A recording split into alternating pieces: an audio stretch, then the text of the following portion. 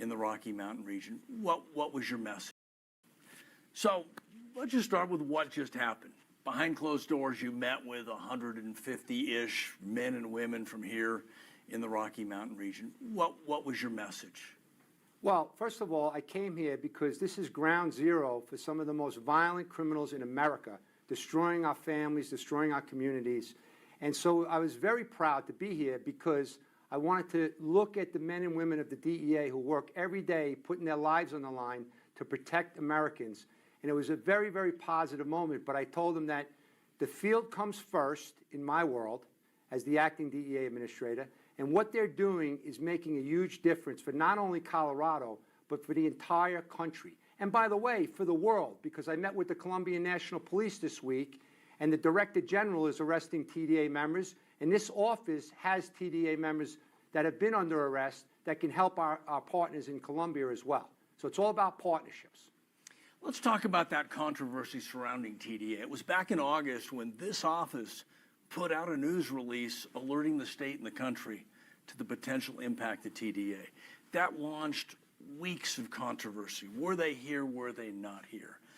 As you look in the rearview mirror and now know what you know, what was the significance of that email, that notification back in August? So let me tell you how proud I am of the DEA in the Rocky Mountain Field Division. I was on national news talking about TdA when they started emerging in New York City, when they were ripping pocketbooks off the necks of elderly women, and they were dragging people on mopeds down the blocks. And I didn't know anything about TdA. And I learned more about TdA from the men and women of the DEA Rocky Mountain Field Division than anywhere in the country, and that's why I'm proud to be here. So yes, it was a very substantial statement, and I'm very proud of them here, and they proved it, okay? Because now we are learning that the command and control for TdA in the entire United States of America is right here in Colorado. Now, I have my own opinion about that, okay? And my opinion is that normally criminals take advantage of vulnerabilities and weaknesses. And in my opinion, right, people in this state have allowed illegal violent criminals in here at record levels, but I got a warning for the TdA members. Start running now, because the team of the DEA, working with their partners from FBI, ATF, HSI, ICRO, and our state and local counterparts, it's a team that takes public safety and national security serious, and they've already proven what they can do, so they better go find another state, because they're not welcome here in Colorado. You just said that Colorado was the epicenter of TdA. Help me understand what gives you the confidence to make that claim. Based on the intelligence that we're getting from the men and women on the front lines and what we're seeing. They took over an apartment complex, and I was there today, and I couldn't believe they're extorting people for the rent. You hear it on the news, but today I saw it. So I'm very proud to see. And I saw the men and women out there in their SRT gear that were well-trained, very professional, well-armed, because this is a threat that we've never seen in the country's history. So I'm very happy with the foreign terrorist designation on this gang and other organizations like the Mexican cartels and MS-13. Very important for national security, not only for Colorado, but for the country. Sir, what do you say to state and local politicians that have said this TdA issue has been overblown here in Colorado? I would say wake up, pay attention, talk to the citizens that can't go out of their house at night when gunshots are going off. Talk to people that are being extorted. Talk to people that are being kidnapped and raped. Talk to people that are being impacted every day. The first job of a leader or a law enforcement professional is to protect the public, and that's the #1 responsibility. The politics have to stop. This is not a red or a blue issue. This is a red, white, and blue issue. Every American should care what's going on, not just in Colorado, but the entire country. We have to start thinking about our citizens first.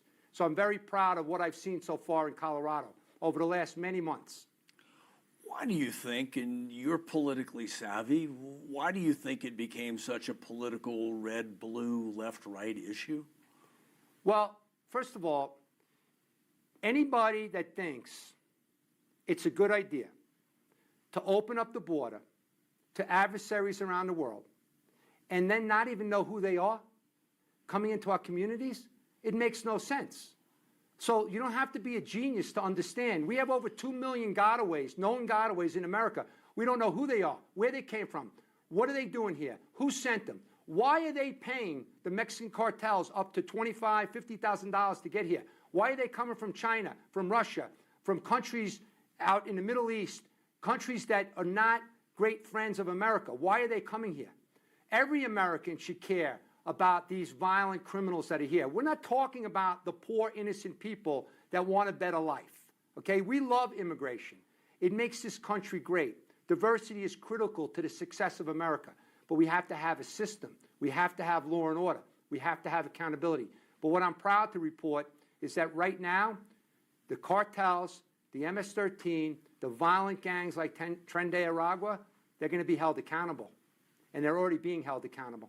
I saw videos today of the brave men and women in law enforcement that went out at the nightclub and have gone out on the streets to find these very violent traffickers and bad guys. And it's not going to end. They're going to continue. They are very passionate about public safety, and that's what makes me proud. That's why I came to the state, a one-day trip, just to be here and to look them in the eyes and tell them how much I appreciate what they're doing. Recognizing you can't tip off what's about to come, but what's your message to the people of Colorado and the bad guys in Colorado about what's going to happen in the future from the DEA and other federal agencies? Well, number one, this is a beautiful state. I mean, the views that I just saw out of the office here in the beautiful mountains, the snow-capped mountains. So the people of Colorado deserve better. Law enforcement is paid to keep people safe. We take that very serious. My brother died in Afghanistan. He came back in a body bag fighting for this country. And what I see is a powerful force of good in Colorado that wants to destroy evil. What is bad about that? How can anybody suggest that that's a bad thing? They get paid. And by the way, they don't make a lot of money. They don't do this for the money. They do it for the passion and the mission of protecting people. And so for me, I would tell the TdA folks, go find another state, because the law enforcement community here, and this is why I'm very proud. I'm one of these guys, I'm not a DEA flag waver. I love DEA. My father was 30 years in the DEA. It's not about DEA. It's about America. So what I was proud to see is all the other agencies bonding, uniting. We talk about whole of government approach, but in the state of Colorado and around the country, I have never seen the level of unity and the level of cohesiveness that I'm seeing now. And that's a proud day for me to see that. Because I was in the days before 9/11 and right after 9/11, we didn't have everyone coming together.